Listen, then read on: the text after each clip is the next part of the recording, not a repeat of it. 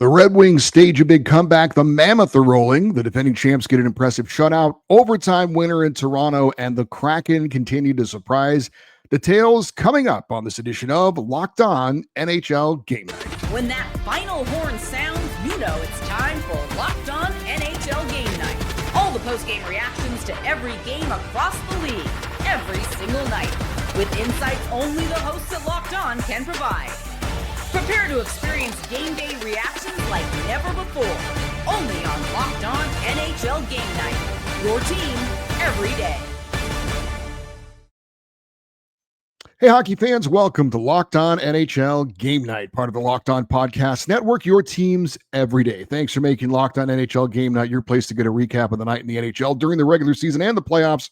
We are available wherever you get your podcasts and on YouTube. Today's episode is brought to you by Gametime. Download the Gametime app, create an account, and use the code LOCKEDONNHL for $20 off your first purchase. I'm Eddie Garcia, an LA Kings fan out on the West Coast, going solo again on this show. I'm here to tell you about all the goals, saves, big moments, and stories from the night in the NHL with a big assist from some of our local Locked On experts. And we begin with a busy Saturday in the Motor City, where the Red Wings were hosting the Blues. Detroit down 4-0 in this one, and they come all the way back to win, scoring 3 goals in the third period. Let's get the inside story on this from one of our local experts, one of the co-hosts of Locked On Detroit Red Wings. It's Brian Fisher. Comeback by the Detroit Red Wings, down 4-0 halfway through the second period, looking awful again for the third straight game. Todd McClellan calls a timeout, and then everything changes. The Red Wings score 6 unanswered goals to win this hockey game. Goals from Jonathan Berggren, JT Compher, Emmett Finney scores again to keep pace with Matthew Schaefer in the rookie race. Alex DeBrincat finally finds Twine. He had 6 shots in this game and hit 2 crossbars. Finally gets his first of the season to tie the game at 4 in the third. And then Simon Edmondson scores the game winner and an empty net goal to seal it. This is not a game I don't think the Red Wings are going to be happy with. Going down 4-0 after getting blown out 7-2 the game before that. There's going to be a lot to work on, but that comeback is excellent. The response by the team was great, and Scotty and I will talk about this whole game on Monday's episode of Locked On Red Wings. And we thank Brian Fisher for that report. For Simon Edmondson, goals numbers 2 and 3 on the season. Alex DeBrincat, who'd been kind of snake bit on the year, gets his first of the year. And yes, as Brian said, you don't want to make a habit out of falling behind by a score of 4-0 in any game. But it is good to know that if you find yourself in that circumstance, that you have the desire and the heart and the perseverance to be able to come back. Yeah, you don't want to make a living doing that, but if you can do it every once in a while, it can obviously be a big confidence boost for a Detroit team that is obviously off to a great start. They are thinking playoffs early on in Hockey Town, and you can't blame them. 6-3 now on the season are the Detroit Red Wings. As thrilling as this was for the Wings, obviously very disappointing for St. Louis. When you've got a 4-0 lead, you expect to be able to hold on to that lead. Jordan Binnington would end up allowing 5 goals on 27 shots. Jake Neighbors had a pair of goals in defeat, numbers 5 and 6 for him. But as thrilling a win that is for Detroit, obviously an incredibly disappointing loss for the St. Louis Blues. You're up 4-0 in a game, even in today's wide open NHL. That's a game you need to find a way to close out. Meanwhile, we have the Wild hosting the Mammoth, and Utah continues their fine early season play. They pick up a 6-2 win over Minnesota for their 6th win in a row. Mammoth scored the first 3 goals of this game and close it out with the final 3 goals of the game. Logan Cooley scoring the first 2 goals, 6 and 7 on the season for him. They came just 3 minutes and 30 seconds into the game, and we were on hat trick alert in the state of hockey. It didn't happen for Cooley, but a nice win for the Utah Mammoth, who continue to play very, very well on this young season. A lot of people, including me, thought Utah was kind of a trendy pick to be a playoff team this year. And so far, things are coming together for them, and they look very nice at this point. Goaltender Krylov Milka had 2 goals allowed on 35 shots in the victory. Minnesota continues to be not where they want to be at this point. Marcus Johansson did have a pair of goals for them in the loss, numbers 2 and 3 on the season. Kirill Kaprizov has only 1 goal in his last 6 games. He did have an assist in this one, but as always, when you sign that mega contract, fans are and the organization is going to expect you to earn that money. And when it's all said and done, I'm sure he'll have his numbers. But right now, as the Wild are struggling a bit, their star player, Kirill Kaprizov, is not having his greatest moments as well. But don't look now, the Utah Mammoth, 7-2 on the season, and they have the most points in the Western Conference as this night comes to an end. 14 points on the season for the Utah Mammoth. We had the Stars hosting the Hurricanes, first meeting between these two teams since they had that blockbuster trade last season that saw Mikko Rantanen head from Carolina to Dallas. Stars were down 2-0 in the first period in this one, but defenseman Miro Heiskanen gets a power play goal, 2 goals as a matter of fact, gets the game winner in the third period, his first 2 goals on the season, and the Dallas Stars skate off with a 3-2 victory. Let's get a report on this one from the other side of things. That would be the host of Locked On Carolina Hurricanes, and that is Zach Martin. The Carolina Hurricanes lose 3-2 to the Dallas Stars to finish the road trip with a 4-2 record. But they are 6-2 on the season. Sebastian Aho and Nikolai Ehlers keep their point streaks alive. Aho with 8, Ehlers with 3. Unfortunately, Jarvis did lose his. Hurricanes are up 2-0 after 2, but the Stars kind of climbed back into it, winning 3-2 with 2 Miro Heiskanen goals. Honestly, the 3 goals were really not on Brandon Busty or anything like that. It was just 1 deflection and 2 own goals off of guys' sticks and gloves. So it was just the way of the bounces tonight in Dallas. Stars, break their losing streak that they were on. They were 0-3-1 coming in.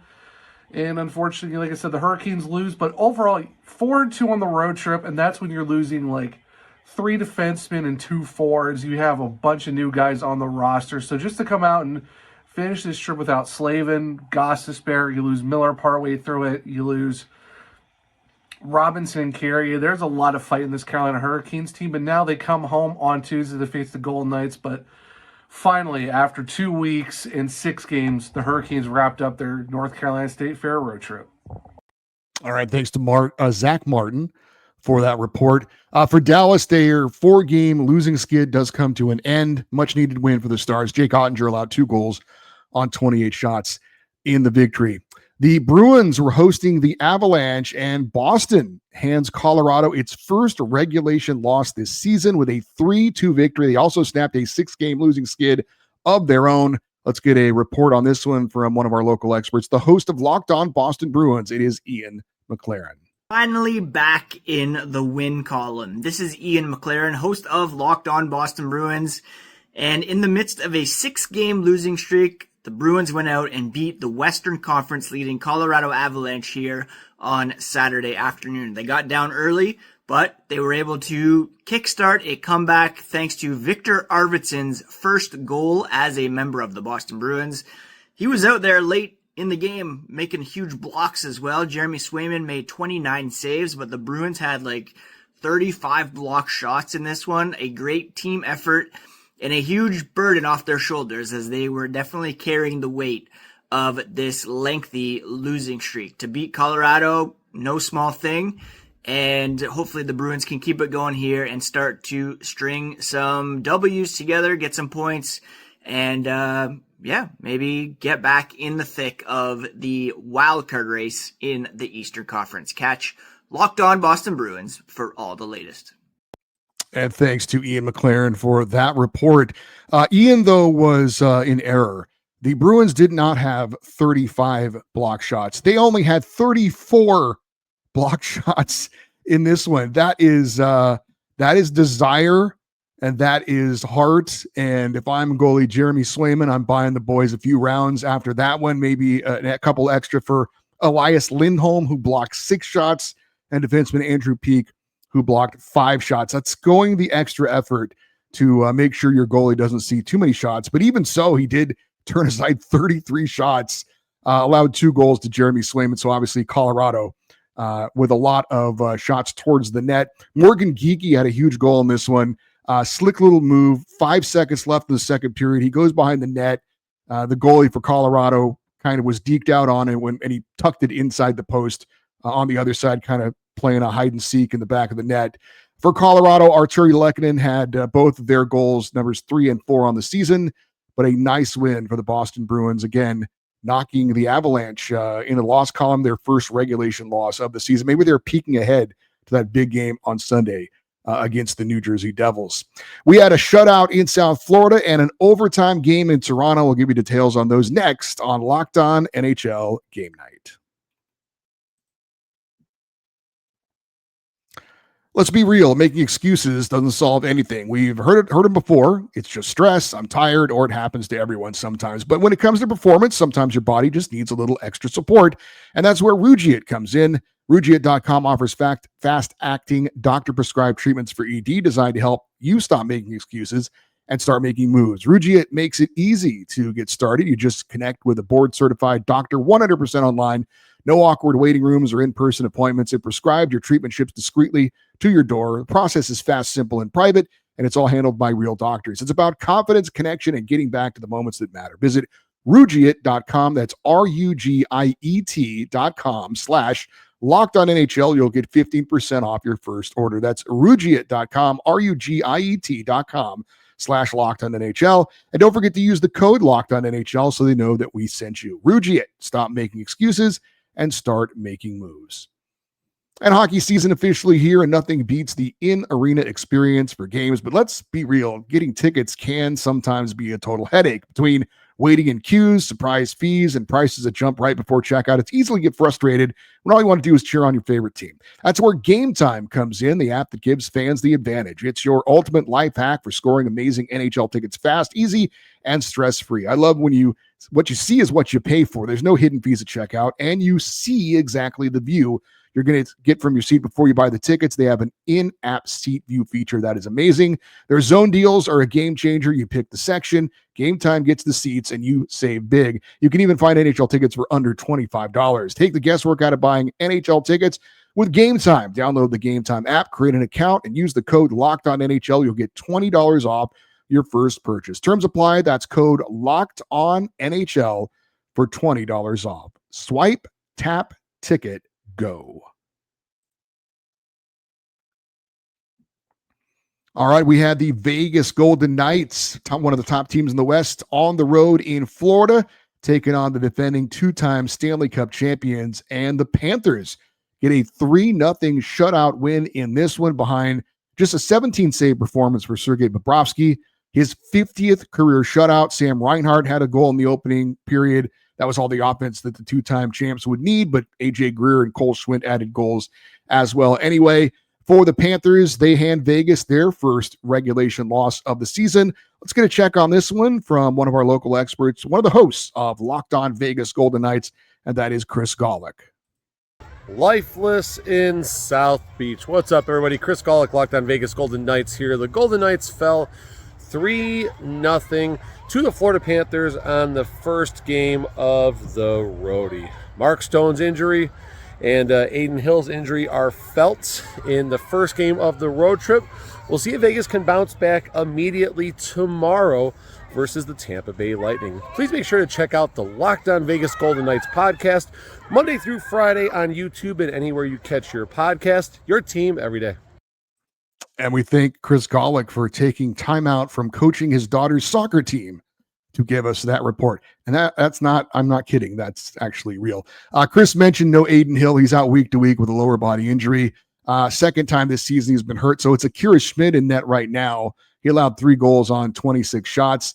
Vegas did sign goalie Carter Hart recently, but he's unavailable until December 1st due to suspension. So it's right now, it's going to be Akira Schmid for the moment for Vegas. Of course, you can look at the goaltending, and obviously when you look at the score sheet, the Golden Knights didn't score a goal. So it wasn't like they provided their goaltender with any support anyway. But the Golden Knights, again, their first regulation loss of the season, 5-1-2 on the year, and a nice win for the Florida Panthers as they're trying to kind of find their footing here early on, obviously without Matthew Tkachuk and also Alexander Barkov for most of the season, if not all the season when it comes to Barkov. We had a Canadian matchup in Vancouver with the Canucks taking on the Canadiens. Montreal heading west and getting a big win in Vancouver by a score of 4-3. So which young Habs star shined in this one? Well, that would be Ivan Demidov, who turned out he would score the game-winning goal in the third period. Also had 2 assists in this one, both primary assists on power play goals. So Ivan Demidov, another great young player for this Montreal Canadiens team that is so exciting. And they pick up a big victory. For Vancouver, had a 2-0 lead in this one over halfway through the game, but Montreal showed their ability to be able to rally 3 third period goals to get the victory. For the Canucks in the loss, Elias Pettersson did score his second goal of the season. Montreal now an impressive 7-3 on the year. Maple Leafs were hosting the Sabres, second game of a home and home. Buffalo won on Friday against Toronto. Leafs come back and win this one 4-3 in overtime thanks to a John Tavares breakaway goal in sudden death. Let's get a report on this game from one of our local experts, one of the co-hosts of Locked On Toronto Maple Leafs. It's David Morisuti. David Morisuti here from the Locked On Leafs podcast, and it was a positive rebound game for the Toronto Maple Leafs as they earned a 4-3 overtime victory over the Buffalo Sabres after losing the night before in a very ugly fashion. Positive note, Morgan Rielly did return to this game after he was unable to play on Friday with an undisclosed injury, but William Nylander was not in the lineup. So Leafs had to do some shuffling around, and it was John Tavares that scored the overtime winner. Matias Maccelli scored his first goal of the season, and just a better overall performance. Jake McCabe had, really led the charge defensively. That was big for them. It was good to get a night off for Anthony Stolarz, Caden Primo getting the win. We'll discuss the victory. We'll discuss Nylander's injury. We'll see if there's any updates. That and more with myself and Mike DeStefano here on the Locked On Leafs podcast, part of the Locked On Podcast Network, your team every day. And thanks to David Morisuti for that report. Toronto trying to find their footing here early in the season, not playing the type of hockey they would like, but they do get the win in this one. William Nylander, he mentioned, he did take the pregame skate in this one, but they ended up scratching him. It looks like a day-to-day injury, but it was his first missed regular season game since 2022. He did mention Caden Primo in net for Toronto. He allowed 3 goals on 26 shots to get the win. Joseph Woll is coming back from missing some time as he was away from the team for personal reasons, so he's going to be ready here pretty soon to be the backup. But good hockey game in this one. It was tied 1-1 after 1, 2-2 after 2, 3-3 after 3 before John Tavares ends things. But Buffalo continues to play well. They did obviously suffer the loss, but they've won 4 of 6. They've got points in 5 of 6 after that rough start to the season. Tage Thompson had a couple of goals in this one. And Ukko-Pekka Luukkonen, one of our favorite names to say, he did make his season debut in net for the Sabres in this one. He allowed 4 goals on 22 shots. And we had the Lightning hosting the Ducks. Tampa Bay, one of the bigger disappointments so far this season. A lot of people, a lot of so-called experts predicting that they would be playing for the Stanley Cup this year. But they came into this game with a 1-4-2 record, but they do get a much-needed 4-3 victory to snap a 4-game losing skid. They got a power play goal late from Anthony Cirelli to get the victory. It was his second goal of the game, his 4th of the season for the game winner. Jake Gensel also had a pair of goals as well, numbers 3 and 4 for him, and also some big milestones for a couple of Lightning legends. Nikita Kucherov had an assist to get career point number 1,000.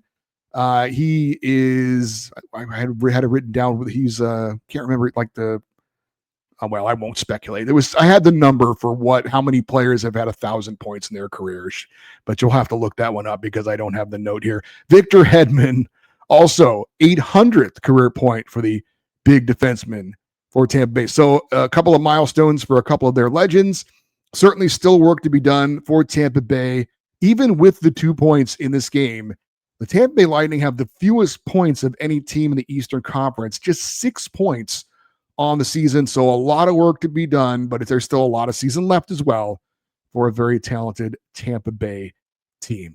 One of the biggest surprises so far this NHL season gets a nice win over Connor McDavid and company. We will talk about that next here on Locked On NHL Game Night.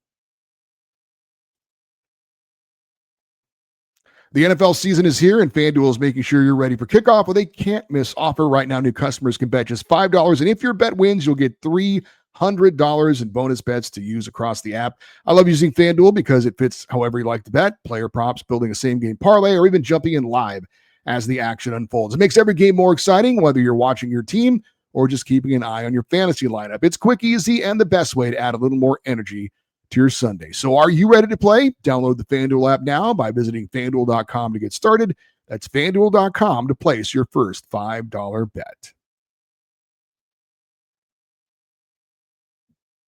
Speaking of betting, I would have lost a lot of money because I would have bet that the Seattle Kraken and Pittsburgh Penguins would not be good this season, but so far that has not been the case. Speaking of the Kraken, they were at home hosting the Edmonton Oilers, and Seattle gets a nice 3-2 victory. Jordan Eberle scored 2 big goals, including what turned out to be the game winner in the third period. Goals numbers 4 and 5 on the season. Lane Lambert in his first year with the Kraken pushing all the right buttons for Seattle as they continue to play some very, very good defense and find ways to grind out victories so far on the season. Again, did not see this coming.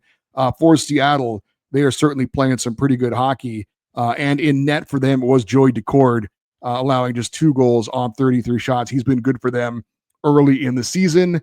For Edmonton, Connor McDavid held without a point. Leon Draisaitl did have 2 assists, but not enough, as the Oilers are still scuffling here early in the year. But then again, we've seen them do this before. We'll see where they are when it's all said and done. They certainly aren't going to panic, but certainly also not playing their best hockey right now for sure. For Seattle, they are now tied with the Vegas Golden Knights for the top spot in the Pacific Division, each with 12 points. The Kraken, one of the bigger surprises, certainly in the Western Conference so far. Maybe one of the biggest surprises in the East, the Pittsburgh Penguins. They were hosting the Columbus Blue Jackets in this one. A lot of scoring in this one, but in the end, it was Columbus pulling out the 5-4 shootout victory. Let's check in with one of our local experts on this one. One of the hosts of Locked On Columbus Blue Jackets, it is Jay Forster. Well, they made it a lot harder for themselves than they really needed to, but hey, a win's a win. Locked On Blue Jackets, host Jay Foster here. The Blue Jackets win 5-4 in a shootout in Pittsburgh. It's always fun to win in Pittsburgh, right? I could have done without them surrendering the 4-2 lead. Could have done without the suspicious goaltending, but hey, like I said, a win's a win. Great performance from the Russians, from Dmitry Voronkov, 2-goal night. And also, Yegor Chinakhov gets his first of the season. He's really been buzzing the past few games, and it's going to really suck when Miles Wood gets back and Chinakhov immediately goes back to the press box. But for now, I think let's just enjoy him playing. Not a perfect game by any stretch of the imagination, but definitely a game that you needed to win. Blue Jackets are basically 500 on the season now, which is kind of what I asked for them at the end of 8 games. So we'll discuss what that means later on Locked On Blue Jackets, which is available wherever you get your podcasts and also on YouTube. All right, thanks to Joe Forster for that report. He talked about a nice night for the Russians. Dmitry Voronkov, 2 goals, numbers 5 and 6 on the season for him. Kirill Marchenko also gets the shootout game winner as well. Jay mentioned nice to win in Pittsburgh. Columbus hasn't done much of that lately. That was just the Blue Jackets' second win in Pittsburgh in the last 18 trips to the Steel City. Matter of fact, it was they haven't had a regulation win in Pittsburgh since 2015. But for the Pens, their 4-game winning streak comes to an end, although they did pick up a point in this one. Chris Letang and Brian Russ scored the final 2 goals in the third period to help the Pittsburgh Penguins get that point. And with 13 points on the season, only New Jersey and Montreal has more points in the East right now than the Pittsburgh Penguins. Did not see that one coming when the season started. The Predators were hosting my LA Kings. This one needed 9 rounds of the shootout before Nashville gets a 5-4 victory. Let's check in with the local expert, the host of the Los Angeles Kings, Locked On LA Kings, and that would be me. The Kings should have won this game. They outchanced the Predators by a wide margin. They outshot Nashville 40-25. Nashville had 2 shots on goal in the third period, and one of them went in the net to tie it. UC Saros, give him full credit. He had a fine game for the Predators, 36 saves in net. Ozzy Weisblatt gets the shootout game winner. Ryan O'Reilly with a pair of goals for Nashville, numbers 4 and 5, in regulation. He scored in the shootout as well. The LA Kings have now played 4 consecutive games that have gone beyond regulation and 6 games this season that have been decided in either overtime or a shootout. The Kings are 3-0-3 in those 6 games. Capitals were hosting the Senators. Ottawa looking to get back on track, and they left no doubt in this one, a 7-1 boat race over the Capitals in D.C. Let's check in with one of our local experts, one of the hosts of Locked On Ottawa Senators. It's Brandon Pillar. Senators spoil Alexander Ovechkin's party in Washington, D.C. I'm Brandon Pillar from the Locked On Senators podcast, and it was a 7-1 beatdown by the Sens on the Caps on Alexander Ovechkin's 1,500th game. He was looking for his 900th goal. Would have been a really nice night for him, but this time the Sens don't allow the captain to get his milestone. No points for Alex Ovechkin, 3 points for Dylan Cousins, 3 points for Drake Batherson, and it's the type of win that this team needed, a huge momentum boost for a team that had only won games by 1 goal so far this season. Now the Sens are 4-4-1, and they look to keep things going throughout the rest of next week. Check out the latest on the postcast coming up, and of course on the Locked On Senators podcast on Monday. It's your team every day. And thanks to Brandon Pillar for that report. He talked about the Sens getting off to a good start in this one, 5-0 lead. Shane Pinto gets his NHL leading 8th goal of the season for Ottawa. He mentioned Drake Batherson. He had 2 goals, his first 2 of the season. For Washington, Charlie Lindgren had to bite the bullet in this one. He allowed all 7 goals on 34 shots. They were not going to take him out of this game. Speaking of goalies, we almost had a goalie fight in this one. There was a big scrum behind the Washington bench, or excuse me, the Washington net. And Linus Ullmark for Ottawa skated the length of the ice to get into that scrum and try and get into it with the Washington netminder, Charlie Lindgren. That didn't happen, but it was certainly interesting to see the goaltender skate the length of the ice. It's always something that, not something you see very often. So I mentioned the number. I had my wrong Russian future Hall of Famer. It was Alexander Ovechkin, 24th player in NHL history to skate in 1,500 games. So it was his number I was thinking of, not Kucherov. But the great 8 still sitting at 899. He will go for career goal number 900 in their next game as the Caps play in Dallas on Tuesday.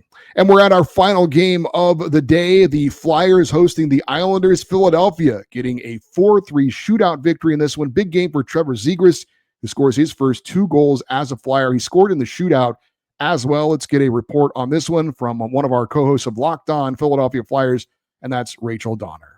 Philadelphia Flyers had a rough start to this one, but on the backs of a 3-point effort from Trevor Zegras and some incredible saves from Sam Ersson, the Philadelphia Flyers got a 4-3 shootout win versus the New York Islanders. Hi, I'm Rachel Donner from Locked On Flyers, and we do need to talk about Trevor Zegras. Rick Tocchet has had him in a hybrid role on that third line with Christian Dvorak and Matvei Michkov, and it is paying off. That line was responsible for all 3 regulation goals in the come from behind win, as well as Zegras and Matvei Michkov scoring in the shootout.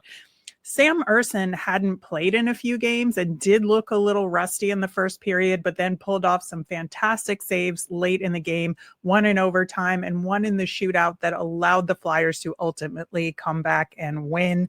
One thing to work on continues to be the power play. They got one this time, but more scoring chances on the advantage have to end up in the back of the net without giving up shorthanded opportunities as often.